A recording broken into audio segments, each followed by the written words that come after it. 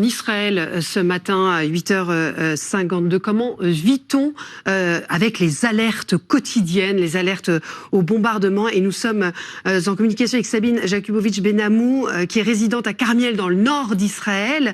Bonjour à vous, vous êtes conférencière sur la culture française. Comment se passent, Sabine, vos journées en ce moment? Bonjour à tous.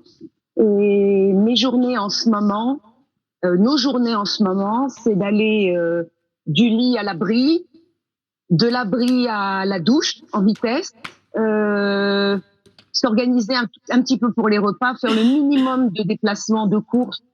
On prend quasiment pas la voiture parce que il y a pas mal de bombardements le long des routes. Et le long des routes, il n'y a pas d'abri. Donc, en dehors de se jeter ventre au sol, ventre à terre, on n'a pas grand-chose comme solution. Donc, on préfère rester confiné. Et on est tout le temps en contact avec nos enfants qui sont éparpillés dans tout Israël. Énormément d'inquiétudes pour ceux qui sont au front. C'est le cas du fiancé de ma fille. Donc, c'est le rythme des alertes et les tentatives d'attentats, parce que ça aussi, il y a ça en parallèle.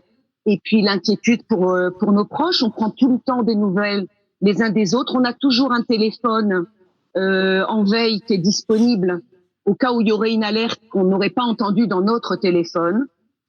Tout le travail a été annulé, évidemment, parce que moi, je donne des conférences sur la culture française dans tout Israël. Donc, tous les événements en face à face ont été annulés. Il y a certaines conférences par Zoom pour garder un peu d'escapisme et c'est parfois très paradoxal. On va parler des ponts de Paris ou de Madame de Sévigné alors qu'on est entre deux alertes. Ça, c'est pour s'échapper un peu. Mais bon, voilà, on vit comme ça et en Israël, tout va très vite. Si vous permettez, j'ai une question un peu personnelle à vous poser parce que c'est notamment au nom de votre sécurité qu'Israël mène des opérations dans le sud du Liban et contre le Hezbollah pour vous éviter à vous, habitants du nord d'Israël, de vivre perpétuellement sous la menace. Vous voyez ce qui se passe au Liban par ailleurs.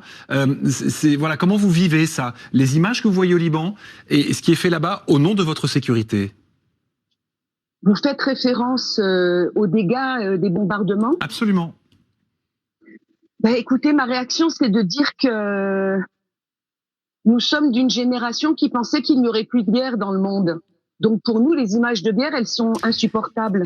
Il faut comprendre qu'Israël est en guerre depuis sa création, depuis le retour des Juifs du monde en Israël. Et on n'a pas d'autre solution que de se défendre. Pour nous, c'est une guerre existentielle. Je suis en Israël depuis 1997. Ça va faire 29 ans. Il n'y a pas une année sans événements et sans attaques et sans guerre et sans attentats.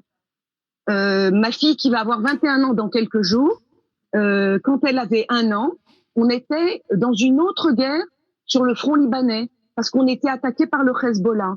Donc, on peut pas faire autrement.